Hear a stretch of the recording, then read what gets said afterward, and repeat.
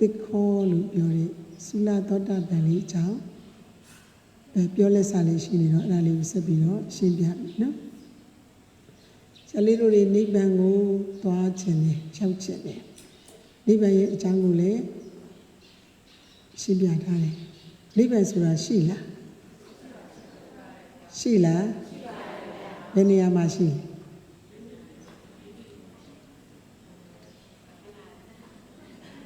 လဲခန္ဓာထဲမှာရှိတယ်တေချာတင်ရတယ်နိဗ္ဗာန်ဆိုတာရှိလားရှိလားအတိတ်တုန်းကရှိတာလားအတိတ်တုန်းကရှိနေဆိုရင်လည်းရှေးလူတွေတွေ့ဖို့မကောင်းဘူးလားကောင်းတယ်နော်ဒီကတော့ပြစ္ဆုတ်ပံမှာရှိလားနာရှိတယ်ဆိုအခုလက်ရှိမှာရှိနေတယ်ဆိုရင်လည်းအခုလူတွေနိဗ္ဗာန်ကိုတွေ့ဖို့ကောင်းတယ်နော်နာဂတ်မှာရှိနေဆိုရင်လည်းတို့တွေပူဇော်မလို့ဘူးနော်တို့သွားကြည့်ခြင်းတဲ့အချိန် तू ရှိနေတယ်ဆိုရင်လည်းတို့သွားခြင်းတဲ့အချိန်သွားတွေ့လို့ရတယ်ဒါပေမဲ့နိဗ္ဗာန်ကအဲ့လိုရှိနေတာမျိုးဟုတ်ရဲ့လားကာလသုံးပါမလွတ်ဘူးလားလွတ်လားလွတ်တယ်ဒါပေမဲ့နိဗ္ဗာန်ကမရှိဘူးလားဆိုရင်တော့ရှိတယ်ဘယ်မှာရှိလဲလို့မေးတော့သူ့ရဲ့တည်နေရာကိုမပြောအောင်လားပြောရမလားဆိုဆရာလေးတို့ဝါးနှလုံးပုတ်တဲ့ဥပမာနဲ့မပြေဘူးလားမြတ်စွာဘုရားကနော်ပုတ်တိုက်တဲ့အခါမှာအမတန်ဝရိယဆိုင်ပြီးတော့ဝါးနှလုံးကိုပြင်းထန်စွာချိန်ကြာကြီးများစွာပုတ်တိုက်တဲ့အခါမှာဘာထွက်လာမီးထွက်လာအဲဆိုအဲ့ဒီဝါးကငကိုယ်လုံးကမီးဝလုံးအဲ့ဒီမီးအောင်ဝလုံးထဲမှာနေတာလားဘယ်ဘက်ဝလုံးထဲမှာရှိလားညာဘက်ဝလုံးထဲမှာရှိလားဘယ်ဝလုံးထဲမှာမှမရှိနေတာမျိုးမဟုတ်ဘူးရှိစေဆိုတော့ဟုတ်လားမဟုတ်ဘူးနော်နောက်အနာဂတ်မှာရှိနေတာလည်းမဟုတ်ဘူးရှိခဲ့တာလည်းမဟုတ်ဘူးရှိစေလည်းမဟုတ်ဘူးဒါပေမဲ့နိဗ္ဗာန်ရှိလားဆိုတော့ရှိတယ်ဘာနှလုံးပုတ်လို့မီးပွင့်လာတယ်လို့ပဲပူတဲ့နေရာမှာဘာရှိလဲအေးရှိတယ်ဖြစ်တဲ့နေရာမှာပြတ်တာရှိတယ်တေခြင်းရှိရင်ရှင်ကြီးမသေးဘူးဆိုတဲ့ထာဝရရှင်သန်ခြင်းမရှိဘူးလားရှိလားရှိဖြစ်ချင်းပြတ်ချင်းနေရာသင်္ခါရမဖြစ်မပြတ်တာကိုဘာလို့ခေါ်လဲနိဗ္ဗာန်ဖြစ်ချင်းပြတ်ချင်းကိုဘာလို့ခေါ်လဲသင်္ခါရမဖြစ်မပြတ်တော့တာဘာလို့ခေါ်လဲနိဗ္ဗာန်လို့ပြောအမှောင်ရှိရင်အလေးရှိတာပေါ့အပူရှိရင်အေးရှိအကြောင်းရှိရင်အကျိုးရှိအဲကြောင့်မလို့ဒီနိဗ္ဗာန်ကိုရရှိထားတဲ့အရိယာတို့ဗုဒ္ဓဘာသာထဲမှာရှိတဲ့အရိယာသူတော်ကောင်းကြီးတွေလေးမဲ့လေးကို၄စင်ကိုရသွားတော့ပတ္တပတ္တိမဲ့ဖို့တက္ကတာမိမဲ့ဖို့အနာဂါမိမဲ့ဖို့အရတ္တမဲ့ဖို့ခန္ဓာကိုယ်ရှိစေမှရထားတဲ့နိဗ္ဗာန်သဥပါတိတေတနိဗ္ဗာန်ခန္ဓာထင်ရှားရှိတဲ့ဝိပဿနာကြီးရှိတယ်အဲဝိပဿနာကြီးလိုလည်းပြောရင်တော့အသက်ရှင်စေမှရှိတဲ့အသက်ရှိစေမှရှိတဲ့ရရှိတဲ့နိဗ္ဗာန်သဥပါတိတေတနိဗ္ဗာန်ဒါသဥပါတိတေတနိဗ္ဗာန်ကြီးကိုရရှိပြီးတော့တို့ယန္တာပုဂ္ဂိုလ်ကြီးတွေခန္ဓာဝန်ချမယ်ချင်းအမြဲတမ်းသူတို့ခန္ဓာကိုယ်ဝန်ချမယ်ချင်းကိုအမြဲတမ်းသူတို့ကလူလားတောင်းတတယ်ရှင်သာရိပုတ္တရာကိုရောမြတ်ကြီးမြတ်စွာဘုရားကိုမေးတယ်မြတ်စွာဘုရားကိုလျှောက်ထားတယ်ရှင်ဘုရားတပည့်တော်ခန္ဓာဝန်ချပါတော့မယ်ဘုရားအဲ့လိုပြောတဲ့အခါမှာဘုရားရှင်ကသွားပြီးတော့ချလိုက်လို့အဲ့လိုလည်းမတိုက်တော့မချနဲ့အောင်လို့အဲ့လိုလည်းမကန့်ဘူးဘယ်နေရာမှာခန္ဓာဝန်ချမှာလဲနေရာပဲမေးတယ်မချပါနဲ့အောင်လို့လည်းမတောင်းဒီချလိုက်တော့လို့လည်းမပြောမတိုက်တော့ဒါပေမဲ့ဘယ်မှာချမှာလဲလို့မေးတော့သူတို့ရဲ့မိခင်ဘုရားဘာသာဝင်မဟုတ်တဲ့သူအပါဝင်ပေါ့ရှင်သာရိပုတ္တရာကိုရောမြတ်ကြီးအပါဝင်ယဟန္တာ9ပါးသား9ပါးလုံးအကုန်လုံးယဟန္တာတွေသာသမီ9ပါးလုံးကယဟန္တာ ယန္နာတို့ရဲ့မိခင်ကြီးပေါ့အဲ့မိခင်ကြီးကိုသွားပြီးတော့တရားဓမ္မဟောပြောဖို့အတွက်ရှင်သာရိပုတ္တရာကိုရမကြီးကသူ့ဌာနေကိုပြန်သွားတယ်ဇာလေးတို့ဗုဒ္ဓဂယာကိုရောက်တော့ရှင်သာရိပုတ္တရာကိုရမကြီးရဲ့တရင်သုံးခဲ့တဲ့အိမ်အဲ့ဒါကြောင်းပေါ့နော်သူတို့နေခဲ့တဲ့အိမ်အဲ့ဒီကိုလည်းရောက်ခဲ့တွေ့ခဲ့တယ်အခုတော့ပြိုပြတ်သွားတဲ့တိုက်တွေပေါ့ချင်းချင်းတတကြီးနေခဲ့ကြတဲ့ပုံကိုယ်တွေတရားဓမ္မကိုအမြဲတမ်းကြီးညိုပြီးတော့ဘုရားဘာသာဖြစ်လာကြတာအဲ့မှာသူ့ရဲ့မိခင်ကြီးကိုမိစ္ဆာဒိဋ္ဌိအယူယမနာအယူကိုယူတဲ့မိခင်ကြီးကိုတရားဓမ္မတွေဟောပြောပြသပြီးတော့မှပြိဋိဘံဆန်သွားတယ်မိခင်ကြီးကလည်းအပယ်လေးပါးကိုဘယ်တော့မှမရောက်တော့မဟာသောတာပန်ကြီးဖြစ်သွားတယ်ဒါပြိဋိဘံဆန်ဖို့အတွက်အစဉ်သင့်ဖြစ်နေတယ်နော်ပြိဋိဘံဆန်ဖို့အတွက်ကိုအနုပါတိတေတာနိဗ္ဗာန်ဆန်ဖို့အတွက်ကိုမလုပ်နေလေအစဉ်သင့်ဖြစ်နေအဲ့ဒီလိုပဲတိတ်တအရှင်တိတ်တမထေရသူလူဘဝတုန်းကညီငယ်တယောက်ရှိတယ်ညီငယ်ကအိမ်အောင်တယ်အိမ်အောင်ကြသူတဏှာကြီးမှာမနေတော့ဘူးဆိုပြီးတော့ဘိက္ခုယဟန်သာသနာပြုမယ်သာသနာပေါင်းမယ်ဝင်မယ်ဆိုတော့ညီကိုနှစ်ယောက်အတူတကွတဝက်စီရထားတာပေါ့ညီလေးကလည်းတဝက်အရှင်တိတ်တလူဝိတုံကရထားတာတဝက်သာသနာပေါင်းဝင်မယ်ဆိုတော့ညီလေးကိုအကုန်စွန့်ပြီးသာသနာပေါင်းမှာဝင်ပြီးတော့တရားအားထုတ်အမေခေမလုပ်တဲ့သူကဒါလည်းကြားဘူးကြတယ်နော်ခေမလုပ်တဲ့သူကစိတ်မချဘူးဒီယဟန်ကြီးနော်သင်္ကန်းကိုမုန်းပြီးတော့ပြန်ပြီးတော့တောထွက်လာရင်ကိလေသာတောတွေကိုပြန်ပြီးတော့ရောက်လာရင်သူ့ပစ္စည်းတွေပြန်တောင်းရင်မပေးချင်တော့ခိုးသား900ခိုးသားတွေတ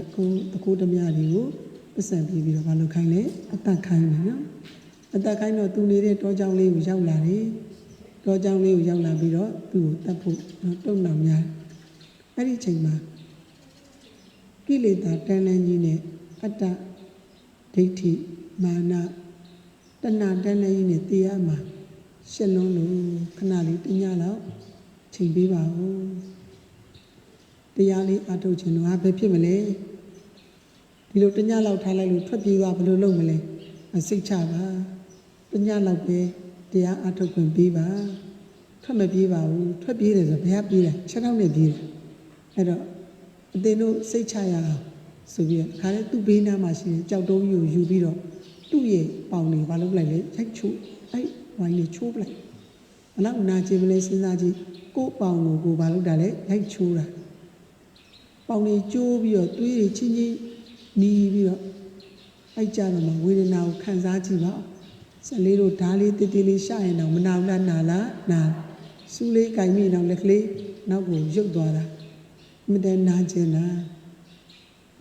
အပေါင်ကိုအကုန်လုံးရိုက်ချိုးပလိုက်တော့ကဲဒီယဟန်ကြီးကတော့မပြေးနိုင်တော့တာတေချာပြီးဆိုတော့မှသူတို့တွေနေတယ်အဲ့တော့မှတညာလုံးအထုတ်တော့ခန္ဓာပြည့်စဲသွားပြီတန်တရားမှာဒီလေးမဲ့လေးကိုကြပြီးယဟန္တာစင်စစ်ကြီးဖြစ်ပြီးတော့နောက်ဘဝနောက်ခန္ဓာလုံးဝပြန်လာစရာအကြောင်းမရှိတော့တဲ့ဘဝကိုရသွားတဲ့အခါကျတော့သူခန္ဓာရှိစဲမှာရှိနေတာဗာနိဗ္ဗာန်လေ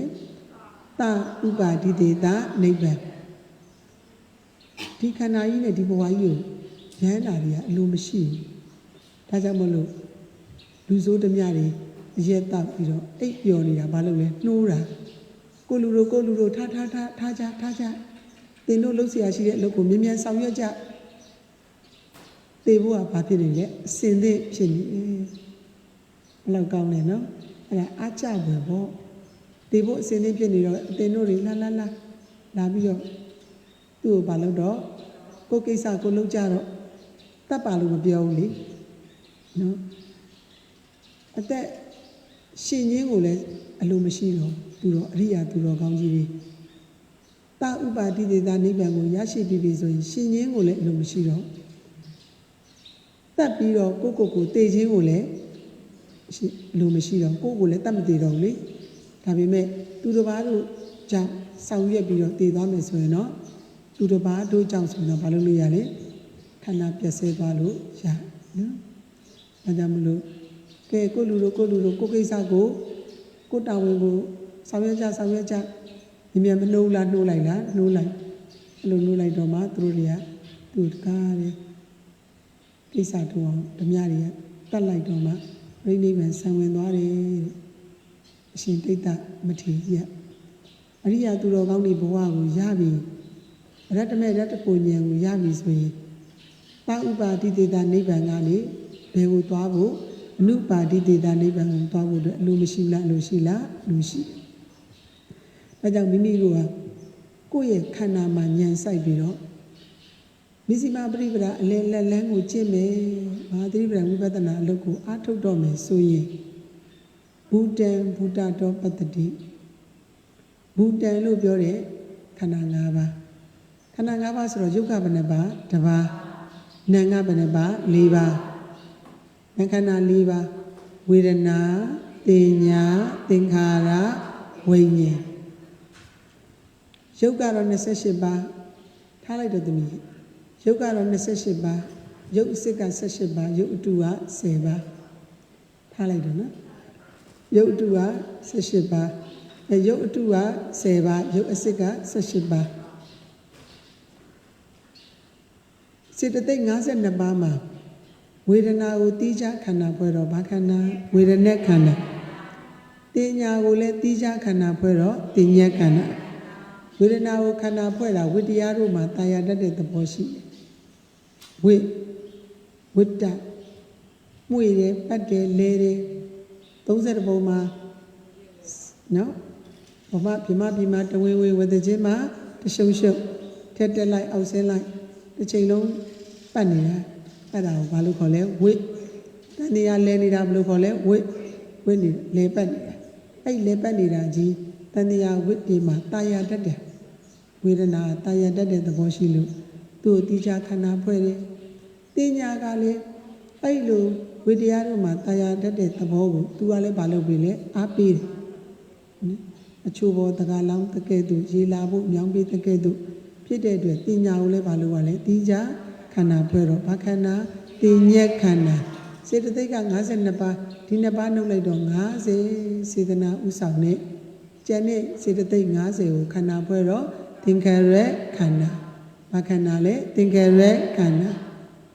ဝိညာဉ်ဆိုတဲ့စိတ်ကတော့ဝိညာဉ်အချင်းအပြည့်ဘယ်နှပါ89ပါးလောကီစိတ်82ပါးလောကုတ္တရာစိတ်အချင်း10ပါးပေါ့ပေါင်းလိုက်တော့89ပါးခန္ဓာဖွဲ့တော့ဘာခန္ဓာဝိညာဉ်နဲ့ခန္ဓာဒီခန္ဓာ၅ပါးလို့ပြောတဲ့ဘူတံဆိုတဲ့ဒီခန္ဓာ၅ပါးယုတ်ဝိညာဉ်တင်ညာသင်္ခါရဝိညာဉ်ခန္ဓာနဲ့ပြောရင်ခန္ဓာ၅ပါးယုတ်နဲ့ပြောရင်ယုတ်နဲ့2ပါးကိုဘူတံဘူတတော်ရှိတိုင်းဆိုတော့ယုတ်ကနားရခြင်းနဲ့ထုံတယ်ကြိုက်တယ်လှုပ်တယ်ရွာတယ်မွားတယ်ပူတယ်အေးတယ်တင်းတယ်ကြက်တယ်အောင့်တယ်ကြိုက်တယ်မူးတယ်အမျိုးမျိုးသောပညာတွေနဲ့ခေါ်ဆိုထားတဲ့ဖောက်ပြန်တတ်တဲ့သဘောတရားအဲ့ဖောက်ပြန်တတ်တဲ့သဘောတရားကြီးကိုနန္ဒီကမသိဘူးလားသိလားသိတာပေါ့ကာယဝိညာဉ်ကသိတာပေါ့ကာယဝိညာဉ်ကထိတိစိတ်အနေနဲ့မသိဘူးလားသိလားသိ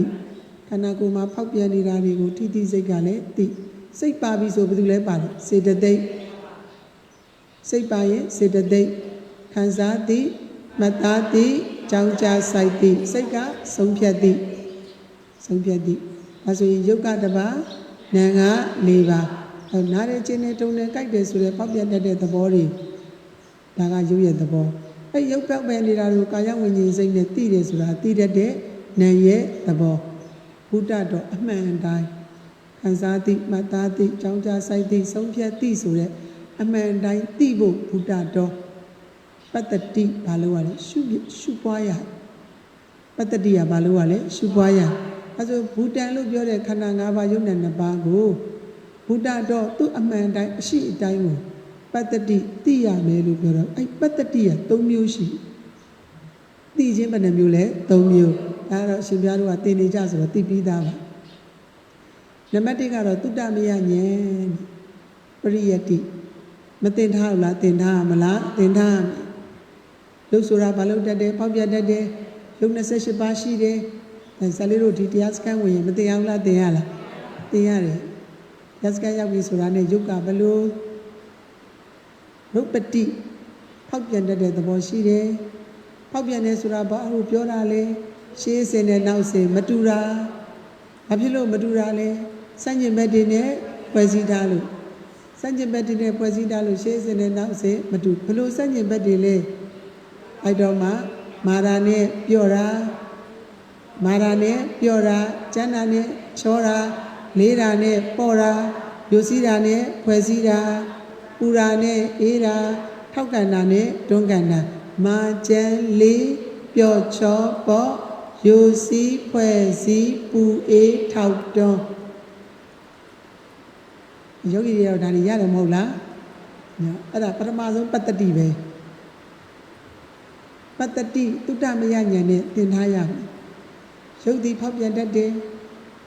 ရုပ်မှာရုပ်အစစ်က18ပါးရှိတယ်ဝိပဿနာရှုလို့ရတယ်ရုပ်အတုက10ပါးရှိတယ်ဘူပတာရခောစရဘာဝဟရိယဇီအာပရိစေဝိနထွေမှတ်လေလက္ခဏာ4 5 4နှစ်1 18ရုပ်အစစ်1နှစ်3 4ပေါင်းတာစု10ရုပ်အတုအစစ်က18ပါးအတုက10ပါးအဲ့ဒီမှာမှထပ်ခွဲအောင်မယ်ဘုဒ္ဓယုတ်က4ပါးဘုဒ္ဓယုတ်ကဘယ်နှပါး4ပါးပထဝီတေဇောအာဘောဝါယောဥပါဒယုတ်ကဘယ်နှပါး24ပါးအဲ့ဘုဒ္ဓယုတ်ပထဝီတေဇောအာဘောဝါယောဘုဒ္ဓယုတ်4ပါးနဲ့ဥပါဒယုတ်24ပါးဒဲကဝဏကန္နရတ္တဩဇာဆိုတဲ့4ပါးကအမြဲတမ်းတွဲနေတဲ့ဘသူခွဲဒုမကွဲဆိုတဲ့အာဝိနိဘောကယုတ်ဘယ်နှပါ10ပါးလို့ဒီလိုနားလည်နေရမှာရုပ်တွေကိုဒီတိုင်း indivisible ခွဲလို့မရပေမဲ့သဘောအားဖြင့်တော့ဘာလို့ရလဲခွဲလို့ရတယ်မားတဲ့သဘောဒီဘုရားသဘောပထဝီရဲ့သဘောကြိုက်နေတာဘုရားသဘောပထဝီရဲ့သဘောထုံနေတာဘုရားသဘောပထဝီရဲ့သဘောတလုံးလုံးတရားရွာဝါရောရဲ့သဘောပူလိုက်အေးလိုက်ချမ်းလိုက်တေဇောရဲ့သဘောတင်းကြက်ကြက်နဲ့နော်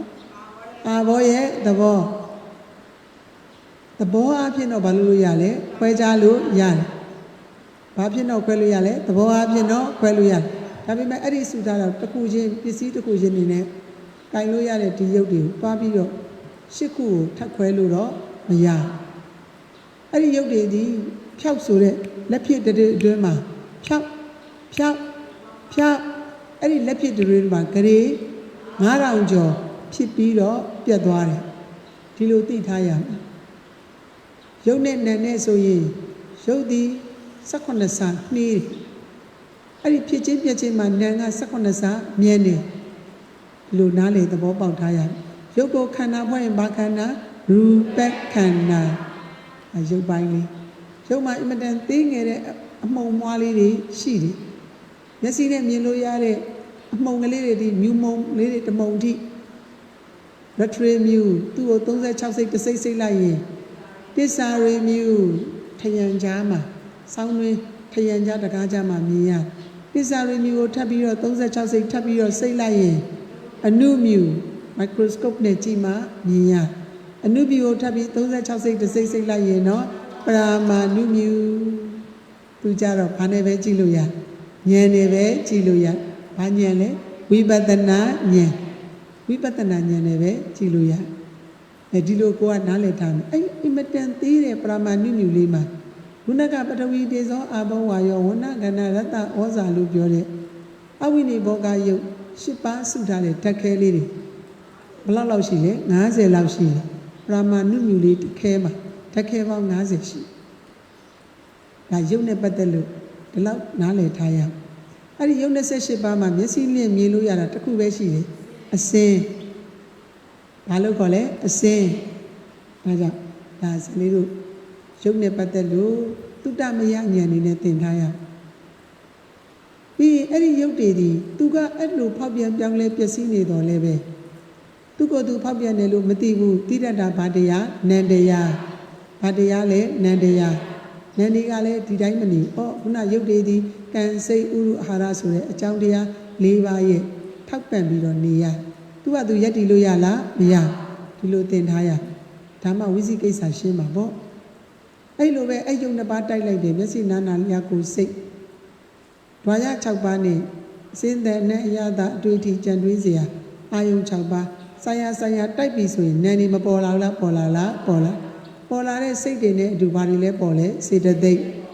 နားလည်ထားရအဲ့နန်းတရားတို့ဒီလက်ဖြစ်တွေ့အတွင်းမှာဂရေတသိန်းကျော်ဖြစ်ပြီးတော့ဘာလို့သွားလဲပြတ်သွားတယ်အာရမဏိနမတိတိနာမအာယုံရှိရကိုညှွတ်တက်တိုင်းတက်သွားတက်လာတက်ပြောမွေးတက်ချက်စားတက်ဆွဲကင်တက်မိတွေ့တက်လို့ဒီလိုနားလည်ထားရဒါနံပါတ်1ပတ္တိပေါ့ရုပ်အကြောင်းနဲ့အကြောင်းတွေကိုတုတ္တမယဉာဏ်နဲ့သိထားရမယ်နံပါတ်2တမ္ပဇညတမ္ပဇနသို့မဟုတ်တမ္ပဇညတတိပဋ္ဌာန်နဲ့လည်းဘာလို့ရမလဲသိထားရမယ်နံပါတ်1ကတုတ္တမယသင်ခြင်းနဲ့လည်းသိထားရမယ်နောက်တစ်ခုကတမ္ပဇညတတိပဋ္ဌာန်နဲ့လည်းသိထားရတတိပဋ္ဌာန်နဲ့နေတယ်တမ္ပဇညကိုယ်ရယ်ဆန့်တယ်ရှောက်တယ်သွားတယ်လာတယ်အကုန်လုံးမှာဘာကပ်ပြီးနေလဲတတိကပ်ပြီးတော့နေသွားတိုင်းလာတိုင်းအမြဲတမ်းတတိကပ်ပြီးတော့နေတတိမပါဘဲနဲ့တခါမှမနေဘဲနဲ့ကိုစောက်ရှောက်ပြီးတော့ကိုယ့်ရဲ့ရုပ်တရားမှာတတိကအမြဲတမ်းကပ်ပြီးတော့စောက်ရှောက်ပြီးတော့တတိကပ်ပြီးနေတာဘလောက်တောင်ကောင်းလဲဆိုရင်အဲ့တမ္ပဇညသည်တမ္ပဇညပပကာယ ानु ပတ္တနာထဲမှာရှိတဲ့တမ္ပဇညပပမဟာရခိတမထေကြီးတစ်ပါးရှိအဲ့ဒီမဟာရခိတမထေကြီးတစ်ပါးဆိုရင်ဝါတော်60တက်တော်80ပေါ့အဲ့တော့တေပေါက်တေဝကိုရောက်တဲ့အချိန်အဲ့ဒီတေပေါက်တေဝကိုရောက်တဲ့အချိန်မှာဆရာတော်ဘုရားကြီးကိုပြုစုဆောက်ရှောက်နေတဲ့ဘိနာဥစဉ်တစ်ပါးလည်းရှိမရတော့ဘူးပေါ့မရတော့တဲ့ချိန်ကျတော့ဒါတန်ဃာတော်အရှင်သူမြတ်တွေဆိုရင်ဘိနာဆောက်ရှောက်တဲ့သူတွေကမေးလေးရှိပါတယ်အရှင်ဘုရားယဟန်ကိစ္စပြီးပြီမလားဗျာ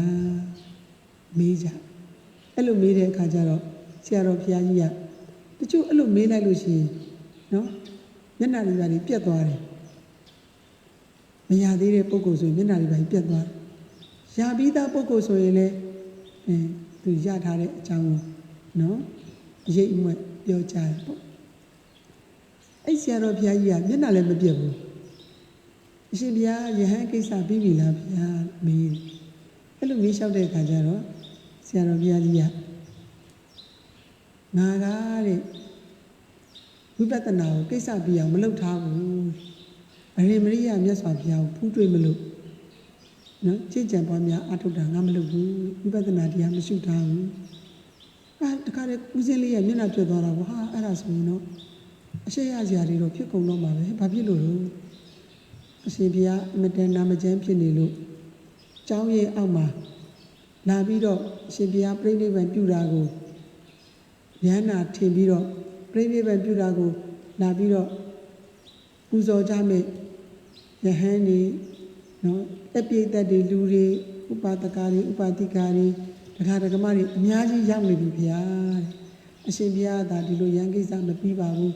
ဘုဒ္ဓဇင်ဘွားနဲ့ပဲပြီးသွားတယ်ဆိုရင်တော့အလုံးဝမ်းနေကြပါလိမ့်မယ်ဗျာဟေးတဲ့အဲ့လိုလားကဲအဲ့ဒါဆိုရင်လေငါ့ကိုထူပေးပါတဲ့ထူပေးပါဆိုတော့ဒါဦးစင်းကသူ့ကိုထူတာပေါ့နော်ဒါတေပေါက်တေဝရောက်နေပြီနော်တေဂာနိကာလအထူပေးပါဆိုတော့သူ့ကိုထူပေးပြီးတော့ကလေးခေါင်းရင်းလေးမှာသူ့ပြီးပြီးတော့ထားအေးရပြီမင်းသွားတော့မင်းအခန်းပြင်ကိုခဏထွက်နေဆိုပြီးတော့သူ့ထွက်ခိုင်းလိုက်ဦးစင်းလေးရတယ်အပေါက်ဝလေးရောက်ရပြီပြန်လာခဲ့ဘယ်လောက်ကြာလဲနော်သူ့ထူပေးတယ်ထူပေးပြီးတော့မင်းသွားလို့ရမင်းအခန်းပြင်ကနေစောင့်နေသူထားခဲ့အပေါက်ဝရောက်တဲ့ခါကျတော့ရပြီမင်းပြန်လာခဲ့သူရန်ကိစ္စဘာလို့သွားပြီ ပြီးသွားပြီမင်းသူတို့ပြောလို့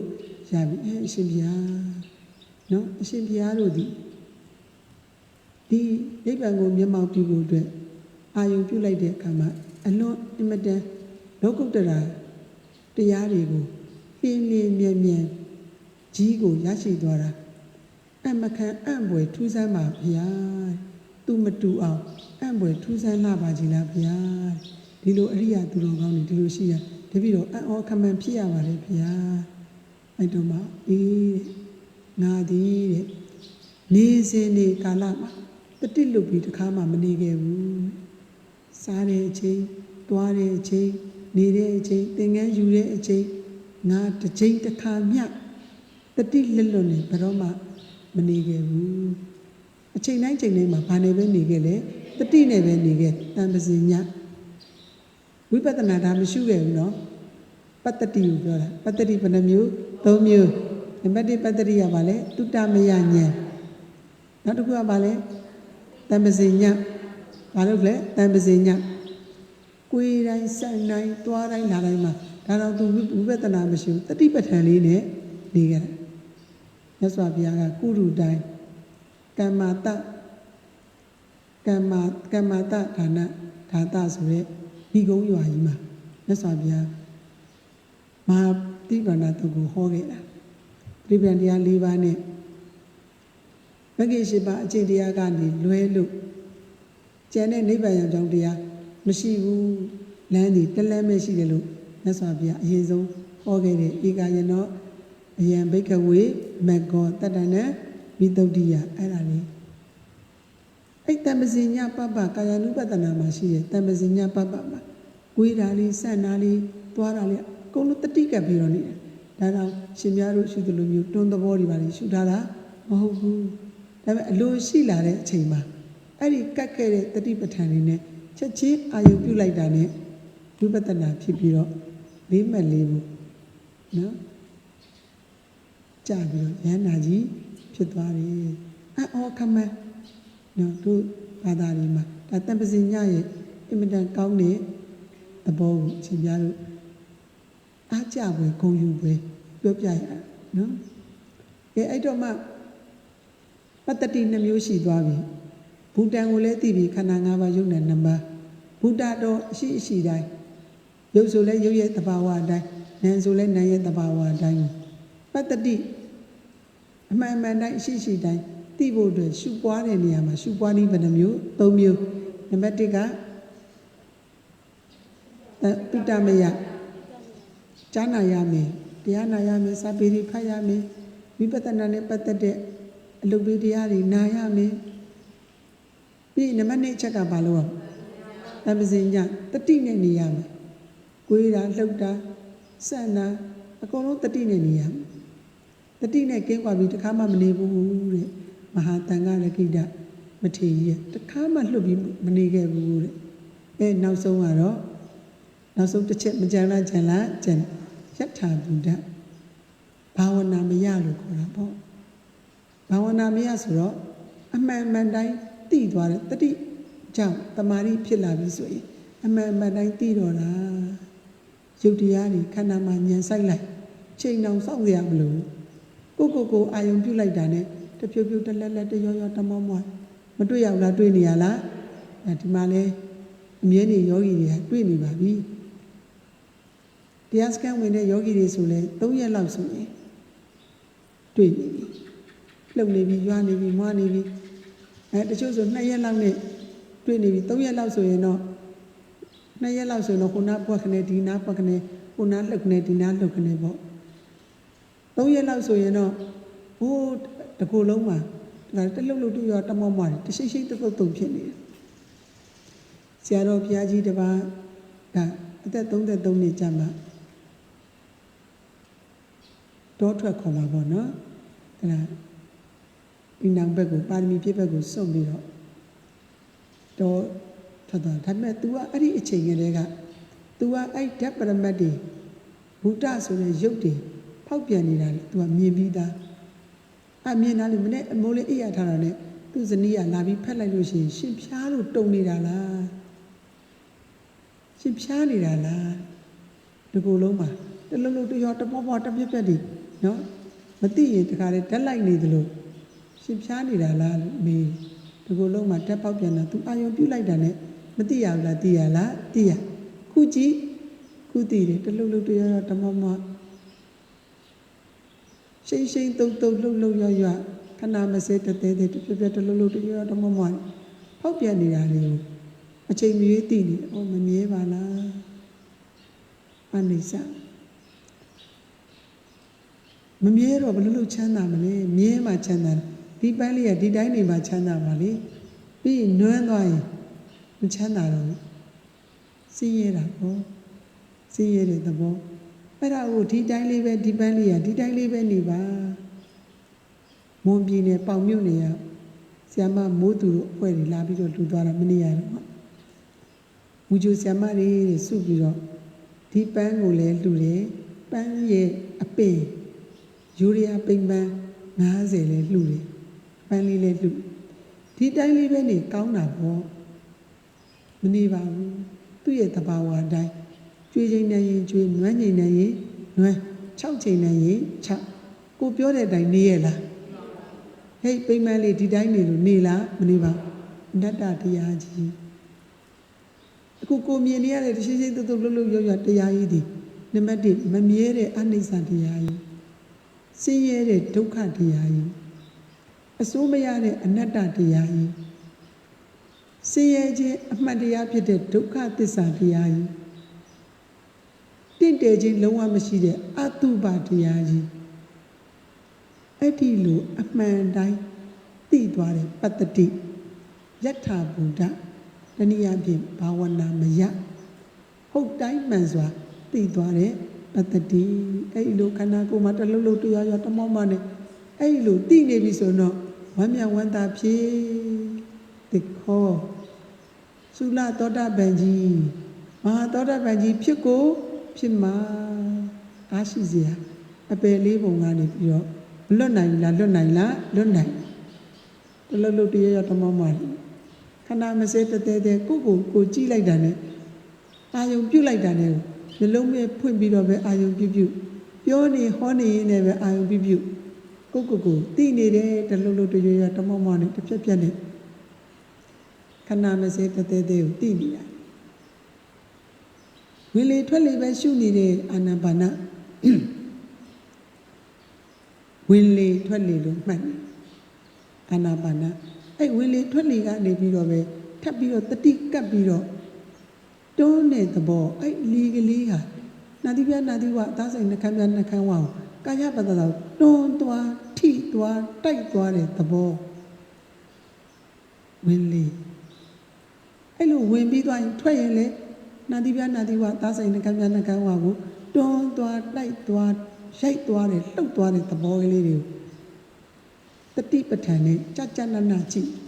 လှူရှားတဲ့အမူအရာတွေမှလည်းဝိပဿနာဖြစ်အောင်ဘာရောတက်ရဲ့တွန်းကပ်မှုသဘောတွေပဲလို့အမှန်တိုင်းသိအောင်မိမိတို့ကကြိုးစားပြီးတော့နေရင်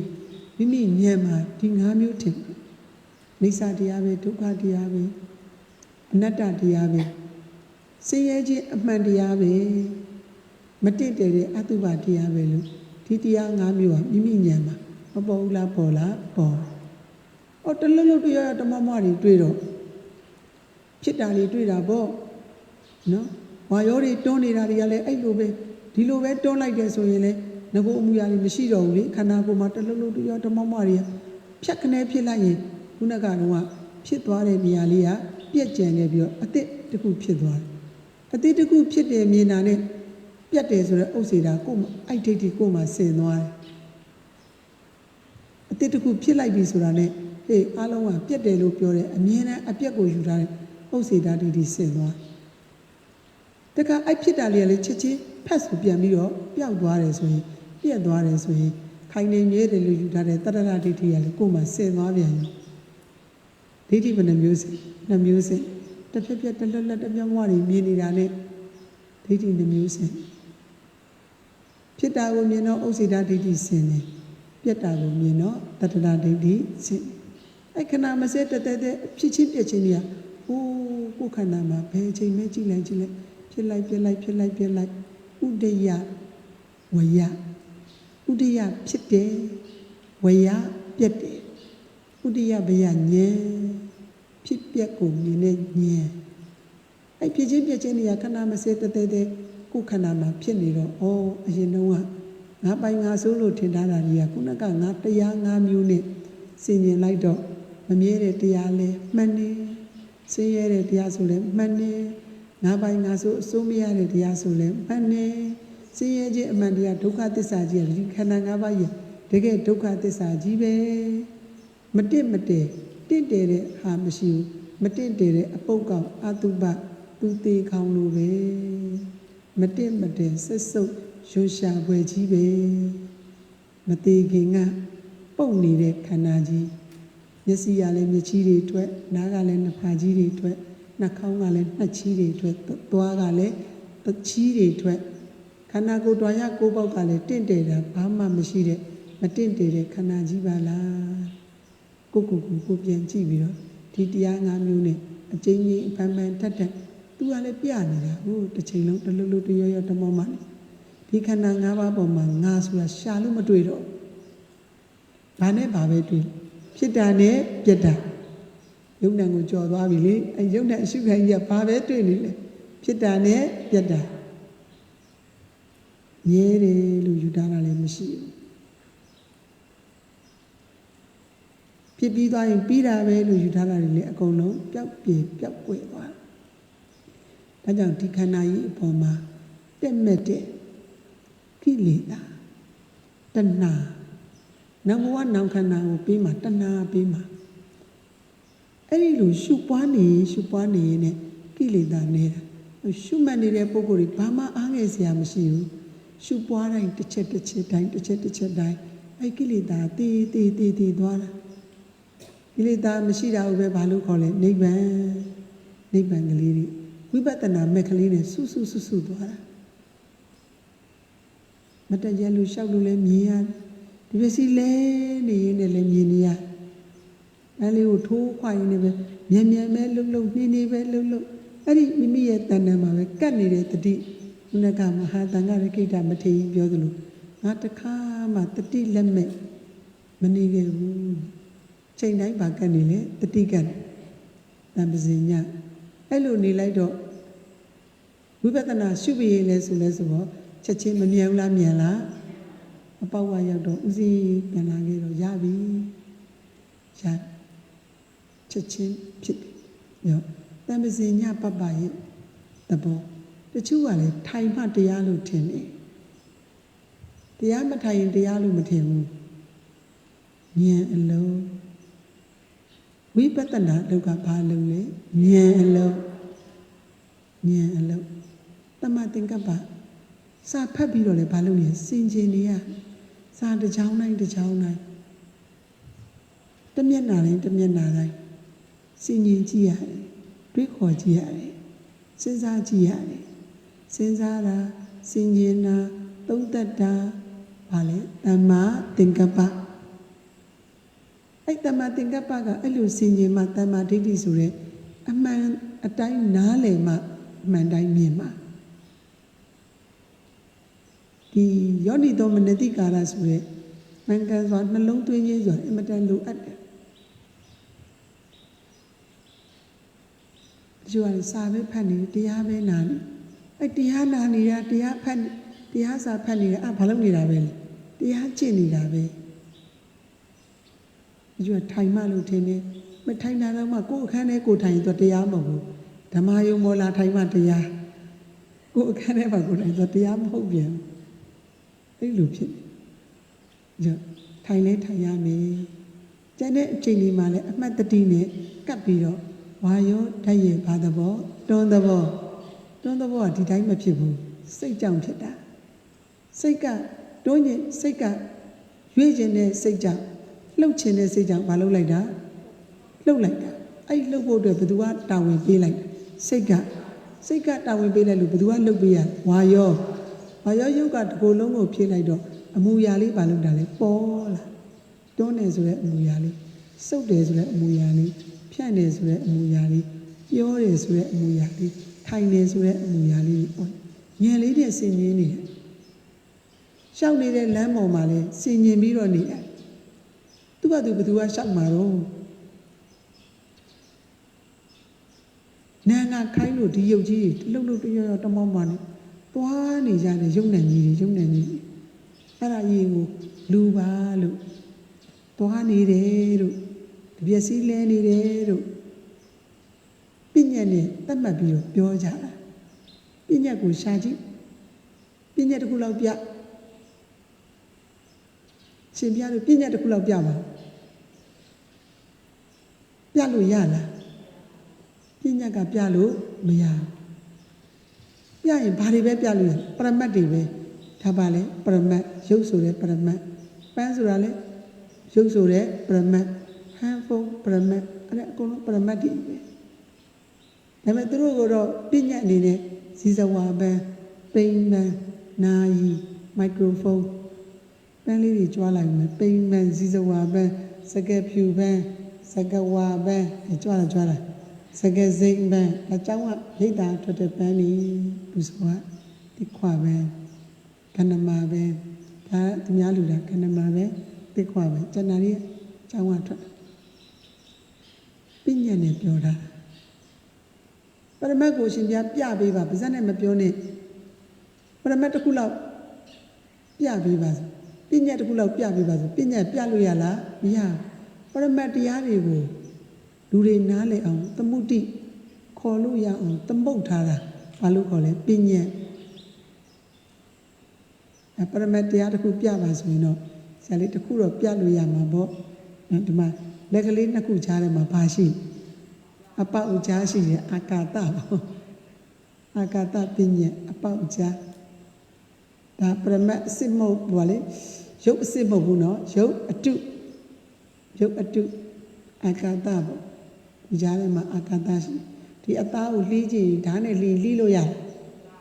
ဟဲ့မရဘူးလေလက်ကိုဓာတ်နဲ့လှီးတာမရဘူးလေလက်ကိုဓာတ်နဲ့လှီးရလားရတာပေါ့အဲ့ကြားထဲမှာဘာရှိလို့လဲအာကာသအပေါက်ကြားရှိလို့ဓာတ်ဝင်သွားတာလေလှီးလို့ရတယ်လေခဲပြက်ကိုဓာတ်နဲ့လှီးလို့ရလားရပန်းတွေကိုချွေလို့ရလားရအာကာသတွေရှိအဲ့ကြပရမတ်အနေနဲ့ခေါ်ဆိုပြီးတော့သွားနေတဲ့ယုံနံကြီးတွေလှုပ်ရှားနေတဲ့ယုံနံကြီးတွေမသွားလုံမနေရလားလုံနေရလားဘသူကခိုင်းလို့နာငါခိုင်းလို့ဘသူကလုံရုပ်ကလုံအဲ့မှာဘသူလုံတာဝါယောစိတ်ကြောင့်ဖြစ်သောဓာတ်ဝါယောနှံ့သောကိုယ်နိုင်ပြီအဲ့လိုလဲအမှန်တိုင်းသိရောဒီတရားငါမျိုးကိုညံထဲမှာထင်မြင်လာတာဘယ်လိုလုပ်မဲ့တော့မဲ့ဆရာအကြောင်းလည်းမရှိတော့ရှုပွားနေရင်လည်းပဲညီးငွေတဲ့ဉာဏ်ဆိုတော့ပေါ်လာတာဒါရုပ်တဲ့ဉာဏ်ဒီအပေါ်မှာဖြစ်တာပြီးတော့ဥစေရာစင်းနေပြက်တာပြီးတော့တရရစင်းနေဖြစ်ချင်းပြက်ချင်းနေခဏမစက်တသက်သက်ဖြစ်တော့ငါရှာလို့မတွေ့တော့သူရှာလို့မတွေ့တော့ယောက်ျားမိန်းမရှာလို့မတွေ့တော့တက္ကရာဒိဋ္ဌိစင်းနေအဲ့လိုဒိဋ္ဌိတွေ၃ပါးဆင်နေတဲ့အခါမှာဒီခန္ဓာ၅ပါးလှုပ်ရှားသွားလာနေတဲ့အပေါ်မှာဖြစ်ချင်းပြက်ချင်းတွေမြင်ရင်နဲ့ကိလေသာတွေပါတာကိလေသာတွေမဖြစ်တော့တာအထင်မှားတာလည်းမရှိတော့အမြင်မှားတာလည်းမရှိတော့အမှတ်မှားတာလည်းမရှိတော့အတိမှားတာလည်းမရှိတော့ယုံမှားတန်တရားလည်းမရှိတော့ဟိုမြမတရားစသည်များကဖန်ဆင်းတာလည်းမဟုတ်တော့သာသနာပေါ်မှာလည်းတက်ဝင်ယုံကြည်တယ်ဘုရားကိုယုံတယ်တရားကိုယုံတယ်တန်ခါကိုယုံတယ်ကံနဲ့ကံရဲ့အကျိုးကိုယုံတော့ဘာတွေမြဲသွားသီလတွေမြဲသွားမကောင်းတာလုပ်ရင်မကောင်းတာဖြစ်မယ်ကောင်းတာလည်းသွားအဲကြောင့်မို့သီလလည်းမြဲသွားအဲ့တော့မှအင်မတန်တတ်တော့ယုံကြည်ခြင်းကအပြည့်အဝဖြစ်တယ်ဖြစ်တော့မှအဲ့ဒီပုဂ္ဂိုလ်ယတ္တဗုဒ္ဓဉာဏ်ဟုတ်တိုင်းမှန်စွာမြင်ပြီးတော့မှဟုတ်တိုင်းမှန်စွာမမြင်မဲနဲ့ကိလေသာပါတယ်ဆိုတာမဖြစ်နိုင်ဒီယုံနဲ့ရဲ့ဖြစ်ချင်းပြက်ချင်းကိုကောင်းမြင်ထားတဲ့ပုဂ္ဂိုလ်ခန္ဓာမှာဉာဏ်စက်တလုံးတရောတမောမောဟိုမှာနေသမီးလေးညူကျော်ဘယ်လိုခေါ်လဲညာနာဆိုင်ဟုတ်လားအညူကျော်တို့ခန္ဓာမှာချိန်တိုင်းတွေ့တယ်ဗျာဝမ်းသာရသမင်းစားရင်းနဲ့လေတလုံးတရောတမောမောအိုးမျက်လုံးထဲမှာဖွင့်နေရင်မျက်လုံးမှာရှိမျက်လုံးဒီမှာကလုံးတွေဖြစ်တယ်ကိုကမျက်စိဖွင့်ထားတော်လည်းပဲ ကိုယ့်ရဲ့မျက်စိတဲ့aqueous soma vitreous soma ဒီကိုယ့်ရဲ့ cornea မျက်ကြည်လွှာကုံလေးတွေလှုပ်လှုပ်လှုပ်ရမမနားလေးတွေပြက်ခန္ဓာကိုယ်မှာကြည့်လိုက်လို့ရှိရင်ပေါ်ကနေပြီးတော့တခါတည်းတလှုပ်လှုပ်တရတမမတွေမြင်နေရချိန်တိုင်းတွေ့ရှားတွေကလည်းဒီတိုင်းသွားတွေကလည်းဒီတိုင်းသွားတွေနဲ့ဆက်နေတဲ့သဖုံးတွေကလည်းဒီတိုင်းအကုန်လုံးကိုယ်ခန္ဓာမှာအကုန်လုံးအတွင်းအပြည့်အစ္ဆဒဗဟိတအစ္ဆဒဗဟိတအကုန်လုံးမှာဘုဒ္ဓဆိုတဲ့ရုပ်တရားကိုဘုဒ္ဓတော့အမှန်အတိုင်းမမြဲတဲ့သဘောဆင်းရဲတဲ့သဘောစိုးမရတဲ့သဘောဆင်းရဲခြင်းအမှန်တရားမတင့်တယ်တဲ့အတုပသဘောတွေကိုဟုတ်တိုင်းမှန်စွာသိမြင်နေတဲ့ယတဗုဒ္ဓဉာဏ်သိမြင်နေတဲ့အဲ့ဒါကိုချိန်ဖန်များစွာကြည့်ပေးရတယ်ချိန်ဖန်များစွာ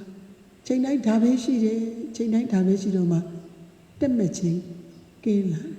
တက်မဲ့ချင်းကင်းလာလို့ကြောင့်မလို့ရုပ်နယ်ပေါ်မှာညီးငွေလာအဲ့ညီးငွေလာတော့မှဖြစ်ပြမုန်းတယ်ကိုပြောတာမိုးကုတ်ဆရာတော်ဘုရားကြီးဖြစ်ပြမုန်းတော့မှဖြစ်ပြဆုံးတယ်ဆိုတော့မဖြစ်မပြတ်တဲ့နေရာဖြစ်နေပြတ်နေတာသင်္ခါရရုပ်နယ်အဲ့ဖြစ်ပြတွေဆုံးသွားမှအနိစ္စရဲ့အဆုံးဒုက္ခရဲ့အဆုံးအနတ္တရဲ့အဆုံးမှာပါရှိတာလေနိဗ္ဗာန်မဖြစ်မပြတ်တဲ့နိဗ္ဗာန်တပ်ပေသင်္ခါရအနိစ္စတိတပ်ပေသင်္ခါရဒုက္ခတိတပ်ပေသင်္ခါရအနတ္တတိအလုံးစုံသောသင်္ခါရတရားတို့သည်မမြဲတဲ့သဘောဆင်းရဲတဲ့သဘောအစိုးမရတဲ့သဘောအဲ့ဒါတွေအကုန်လုံးအနိစ္စရဲ့အဆုံးဒုက္ခရဲ့အဆုံးအနတ္တရဲ့အဆုံးအဲ့အဆုံးဆိုတာဘာကိုပြောတာဖြစ်ပျက်တွေမရှိတော့လို့ဆုံးသွားတာပေါ့ဖြစ်ပျက်တွေရှိနေသမျှကာလပတ်လုံးသင်္ခါရတွေရှိနေမှာအနိစ္စရှိယုံနဲ့ရှိရင်ဖြစ်ပျက်ရှိဖြစ်ပျက်ရှိရင်မမြဲတာဆင်းရဲတာအစိုးမရတာရှိတယ်သင်္ခါရတွေလည်းချုပ်လဲချုပ်ကောမဖြစ်မပြတ်တဲ့ဘာကိုရမလဲနိဗ္ဗာန်ကိုရမယ်ပထမနိဗ္ဗာန်ပထမဆုံးနိဗ္ဗာန်ကိုသွားမယ်ရေရင်ကျောကိုပထမဆုံးရောက်တဲ့သောတာအာပန္နသောတာပန်ပုဂ္ဂိုလ်ကြီးအဲ့တော့မှရှင်များတို့ကိုရရှိထားတဲ့သုလသောတာပန်ကနေမဟာသောတာပန်ဒီတဲ့ကောင်းတဲ့နည်းလဲမြတ်စွာဘုရားပြောတယ်နည်းဘာမှရှိပါအင်မတန်ကောင်းအင်မတန်အေးချမ်းအဲ့နည်းလဲလေးနဲ့ပဲကိုဘာလို့မှသွားနှလန်းလည်းမရှိဘူးဧကယနောအယံဘိကဝေမကောမကင်လည်းတလန်းမရှိဒီမကင်ရှိပါအချင်းတရားကိုတတိပဋ္ဌာန်တရား၄ပါးစတ္တာရောတတိပဋ္ဌာန်နဲ့တတိပဋ္ဌာန်တရား၄ပါးအခြေခံပြီးပွားမယ်ဆိုရင်တတ္တနံဝိတုဒ္ဓိယကိလေသာတွေကင်းစင်မှာအမှန်ပဲတောကစိုးရိမ်ခြင်းနဲ့ပရိဒေဝပူဆေးခြင်းငိုကြွေးခြင်းတွေတကယ်ပဲလွန်မြောက်သွားနိုင်တဲ့တမတိကမာယဒုက္ခဆိုတဲ့ကိုယ်ဆင်းရဲခြင်းတွေဒေါမနတဆိုတဲ့စိတ်ဆင်းရဲခြင်းတွေအထင်ကမာယချုပ်ဆဲသွားနိုင်တယ်ညာယတ္တအဓိကမာယအိုးနိဗ္ဗာန်ကိုသွားတဲ့အရိယာမက်ကိုရနိုင်တဲ့သောတာပတ္တိမက်သက္ကတာမိမက်အနာဂါမိမက်အရဟတမက်အရိယာမက်ကိုတက်လန်းနိုင်ပြီးတော့နိဗ္ဗာန်တသစ္စိကရိယာယနိဗ္ဗာန်ဆိုဖိုချမ်းသာကြီးကိုကောင်းကောင်းကြီးခံစားပြီးတော့ဖိုချမ်းသာကြီးကိုဆက်ရောက်နိုင်တယ်ဆိုတဲ့အကျိုးဘယ်နှမျိုးလဲ9မျိုးကိုကောင်းကောင်းရရှိနိုင်တဲ့ယတိတံစတ္တာရောတတိပဋ္ဌာန်နဲ့သတိပဋ္ဌာန်တရား၄ပါးကိုအခြေခံပြီးတော့ဝင်လေထွက်လေတို့ကိုသောတတဝပတ္တိတိသောတတဝအတ္တိတိဝင်နာကိုဝင်တဲ့အတိုင်းတတိမိမနေနဲ့ထွက်ရင်ထွက်တဲ့အတိုင်းဘာလုပ်နေရလဲတတိကတ်နေရတချို့တွေတတိပဋ္ဌာန်မမြဲဘူးဆိုရင်ကဏနာနီးနဲ့ရှုသွင်းနဲ့ပြန်ပြီးတော့မှုတ်ထုတ်လိုက်ရှုသွင်းတာဝင်လေပြန်မှုတ်ထုတ်တာထွက်လေဝင်လေထွက်လေတစ်ခုရရင်1နောက်တစ်စုံရရင်2နောက်တစ်စုံရရင်3နောက်တစ်စုံရရင်4နောက်တစ်စုံရရင်5ပေါ့ဝင်လေထွက်လေတစ်စုံကို1တစ်စုံကို2 3 4 5 5တိရောက်ပြီးနောက်တစ်ခါပြန်စမယ်1ကနေ ဝင်လေထွက်လေတစ်စုံကို1 2 3 4 5 6 6ထိရောက်ပြီးပြန်စမယ်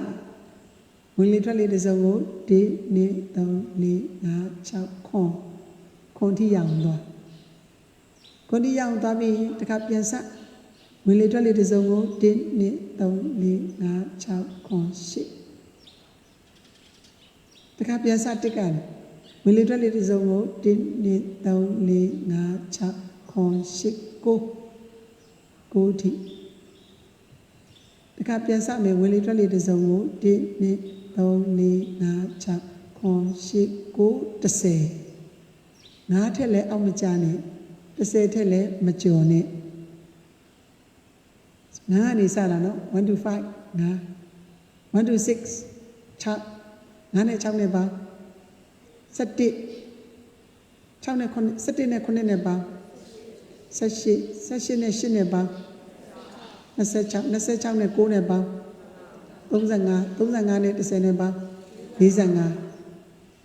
so 1 to 5 1 to 6 1 to 7 1 to 8 1 to 9 1 to 10ဆို45ရတဝါရ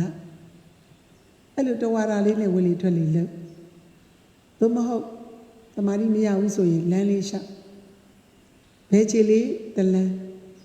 ညာချီလေးတလန်းတစ်နောက်တစ်ခါဘဲချီလေးတလန်းညာချီလေးတလန်းနှစ်ဘဲတလန်းညာတလန်း3ဘဲတလန်းညာတလန်း4ဘဲတလန်းညာတလန်း5ထိရောက်ပြီးဘယ်ပြန်စားမလဲ1ဘဲတလန်းညာတလန်း1ဘဲတလန်းညာတလန်း2တစ်ကနေဘယ်ထိသွားမလဲ6 1 to 5 1 to 6 1 to 7 1 to 8 1 to 9 1 to 10ပေါင်းလိုက်ဘယ်လောက်လဲ45တဝါရကျောင်းဝင်းလေးတစ်ပတ်ပတ်ကြည့်မယ်တန်ဘောရီဘောရီတန်တိတုကဓမ္မယုံကြီးကနေထွက်သွားမယ်တန်ဘောရီကနေတစ်ပတ်ပြန်ပြီးတော့ပတ်လာဓမ္မယုံကိုရောက်တဲ့အထိဘယ်နှဝါရရတယ်လဲတခါတန်ဘောရီတန်တိတုကဓမ္မယုံကြီးကနေပြီးတော့ဟိုးငကယုံဘုရားနေကဘုရားနေပတ်ပြီးတော့ပြန်ပြီးဒီဘက်ကနေပြန်တက်လာခဲ့ဓမ္မယုံတိနော်အဲ့ဒါဆိုရင်အနဝါရရတယ်လေခြေလမ်းလေးတွေနော်အမာရိကောင်အညောင်းလေးပြေးတယ်နော်ဈဉ္ညာရဲ့အကျိုး၅မျိုးလဲရှာမယ်နော်ကို့မှာတမာရီလဲမြဲမယ်ဒီဘောရိတတိဒုက္ခဓမ္မယုံကြီးတွေထွက်သွားတန်မောရိယရတန်မောရိယပတ်ပြီးရင်ဘောဇနာဆောင်ရှိရနေပြီးတော့ဆင်းပြီးတော့ဟောဓမ္မယုံချီရင်ပတ်လန်းကနေဝင်လာခဲ့ဘဏဝါရရအဲ့လိုပဲလမ်းနေရမတူဒီဘက်ကနေထွက်ဘောရိတတိဒုက္ခဓမ္မယုံကြီးတွေထွက်ပြီးငကေယုံဘုရားကြီးကိုပတ်ပြီးတခါဒီကနေလာပြီးဟောဒီကောင်းကြီးကနေပြန်ပြီးတော့တက်လာခဲ့ဓမ္မယုံပတ်လန်းနေပြန်တက်လာခဲ့ဘဏဝါရရတယ်ဟိုတနေ့ကတော့ဆရာလေးတစ်ပါးတွေတို့ကြောင့်မှပုလေးတစ်ပါးရှိရလေစကားပြောရင်ဝတ်တဲ့ဆရာလေးကကားကိုစီးနေကြကားမဟုတ်ပါဘူးအခြားကားတစ်စီးနဲ့လိုက်လာအမေသူကသူ့ဘာလဲတက်တော်ရှိထဲမှာသူ့ကိုထည့်ထားတာသူကတရားအထုတ်ကိုသူ့တယ်သူကလွယ်လေးလွယ်ပြီးဒီမှာလဲနေတာကြာပါပြီသူကအမလေးဒေသန္တရဘုဒ္ဓတာစစ်နေတာသလားအော်တတိတွေမလွတ်လွတ်လားအဲ့ဒါထိုင်နေမှတရားဖြစ်ဓမ္မယုံကဆင်းသွားရင်တရားမဟုတ်တော့စိတ်ကလွတ်သွားတတိနဲ့လွတ်သွားတတိနဲ့လွတ်သွားတော့ဘယ်နောက်လိုက်သွားအာယုံနောက်လိုက်သွားအာယုံကိုမြင်တဲ့အတိုင်းကြားတဲ့အတိုင်းနားနေတဲ့အတိုင်းသုံးသပ်ဆုံးဖြတ်တတိယမကတ်တော့ရောက်ရှင်ပြားလို့ခြေလမ်းတိုင်းမှာလဲတတိကအောင်လုပ်သွားကြည့်ဘဏဝါရရဟိုဘက်ကိုပတ်ကြည့်ဘဏဝါရရနော်ထိုင်းကြည့်ပဲမနေနဲ့နော်ဈဉ္ဉံလေးရှာဈဉ္ဉံကျုံ၅မျိုးလည်းမနေ့ကထပ်ပြောပြီးမယ်နော်ကဲဒါဆိုရင်မိမိတို့ဒီအားကြပဲဂုံယူပဲသုလသောတာပန်ကြီးဘဝကိုရောက်ရင်တ သုတ္တမယဉာဏ်တမ္ပစီညာပပပြီးရင်ယထာဘုဒ္ဓဘာဝနာမယဉာဏ်အဲ့ဒီအစဉ်ရောက်ထားတဲ့ပုဂ္ဂိုလ်နော်ဖြစ်ပျက်တွေတစ်ပြက်တစ်လက်လက်နဲ့ခန္ဓာကိုယ်မှာချိန်တိုင်းကြည့်လို့မြင်နေရပြီဆိုရင်စိတ်ချမ်းသာကိုယ်ချမ်းသာနဲ့ဒီတရားလေးတွေကိုဆက်ပြီးအားထုတ်ရင်ဒီဘဝမှာလေဘာသောတာပန်ဖြစ်မလဲမဟာသောတာပန်ဖြစ်ပြီဘာလို့လျှော့လိုက်မှာလျှော့လိုက်နဲ့ဆက်ပြီးတော့တစ်ဆက်တည်းပြအောင်ဘာလို့ရမလဲကြိုးစားရတရားစခန်းဘယ်နည်းစမလဲ10 ရက်နေ့စပြီနော်ကြိုးစားမှာလားကြိုးစားမယ်နော်အဲဆိုရင်ဆရာလေးတို့ရှင်ပြတို့ဒီတရားစခန်းဇွန်လ10 ရက်ကနေပြီးတော့ဇွန်20 ရက်နေ့အထိ32 ကြိမ်မြောက်ဘောဓိဆိုင်ရာတော်ရရဲ့ဒုလဘသီလရှင်များနဲ့အတူအမြဲတမ်းဆရာလေးများအားလုံးကိုစီကိုငါတရားအထုတ်ခြင်းနဲ့သုတ္တမယဉာဏ်ကနေတမ္ပဇညာကနေဘာဝနာမယဉာဏ်အထိရရှိပြီးသုလသောတာပန်ကနေဖြစ်ပြမြင်ဖြစ်ပြမုံဖြစ်ပြဆုံးသွားတဲ့မဟာသောတာပန်ကြီးတွေကိုစီကိုငါရနိုင်ကြပြီးတော့ Facebook ပေါ်ကနေတရားနာနေတဲ့ဓမ္မမိတ်ဆွေယောဂီသူတော်စင်အပေါင်းတို့ဒီလည်းမစ္စည်းမပရိပရာအလဲလက်လမ်းပေါ်ကနေဖြစ်ပြမြင်ပြီးမှညီငွေမှုတွေရပြီးတော့အဲ့ဖြစ်ပြမုံရကနေဖြစ်ပြတွေကိုစုံတဲ့ဘဝအထိကိုဘုဒ္ဓတော်ပတ္တိဖြင့်အစဉ်စဉ်ကြည်ကြပွားများအထုတ်ပြီးတော့မဟာသောတာပန်ဖြစ်ကို9 ရက်9 လ9 နှစ်တွင်အမြဲဆုံးရရှိကြပါစေလို့ဆုတောင်းမေတ္တာပို့သလိုက်ပါရစေ။သာဓုသာဓုမိဘဘုရားဆရာဓမ္မကျေးဇူးရှင်များအစထား၍